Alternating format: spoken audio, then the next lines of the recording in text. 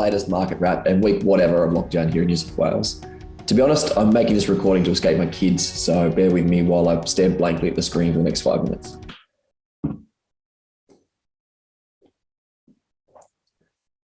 Okay, this isn't going to work. Instead, with the new financial year now in full swing and coming up to peak expiry season in December, I thought I'd give you my perspective on the four most talked about procurement methods in the energy market and their pros and cons.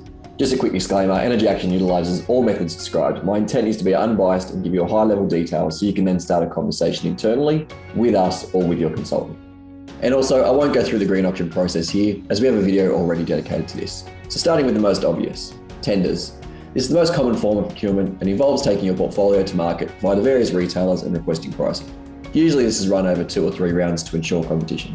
So the positives with this is you have greater control of special requests within the terms of the agreement, while also having the option to view as few or as many rounds as required. The downside, however, it can sometimes be a long process due to the multiple rounds, which in a rising market could see offers go the wrong way post round 1. The counter to tenders are auctions. Reverse auctions are usually run within a predetermined timeframe, with retailers bidding against each other on the black energy, environmental charges and service fees. The auction process usually takes 10 minutes, but is extended depending on the level of bids dropped. The pros of this is it's the most transparent form of procurement as the participant watches the bids drop in real time and delivers the most competitive pricing on any given day. Also worth mentioning that sign-off periods for contracts are notoriously short, so this also gives a definite time and date that offers will be presented, allowing entities to line up any signatories. However, timing is everything with an auction. This method relies on timing the market well, and if you go the wrong time, you don't get multiple rounds. It's also worth thinking about what T's and C's you would normally look to change within a contract, as auctions usually work well when there's minimal amendments done to the terms and conditions. You then look at progressive purchasing. So progressive purchasing is a non-traditional method of managing energy price risk, which instead of contracting 100% of your load for a fixed duration, you can buy a percentage of forecast load during the term of the agreement. The positives of this is with the right timing, you can purchase bundles during lows in the market and avoid locking in during peaks. Being able to take advantage of market price drops is the biggest incentive for taking on this method.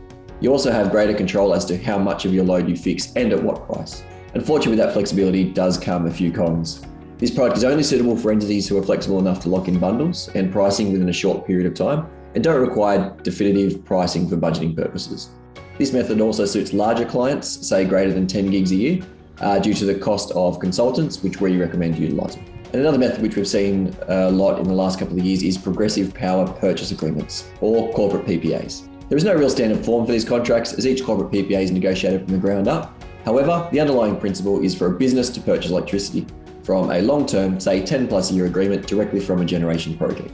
The positives with this is it's seen as progressive and innovative, where the customer purchases directly from a wind or solar project. This helps tackle a corporation's sustainability plans and has a direct contribution to lower emissions. There is a level of price certainty with the ability to lock in firm prices for the longer term. However, with these projects and the fact it's long term, there is a few things to consider. There are generally firming costs through the length of the contract.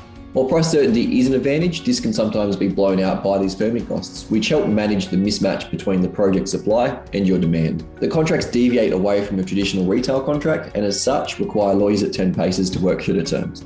The term being 10+ years creates an issue for most. Put yourself in the shoes of a potential brand new CFO coming into your business in 5 years' time.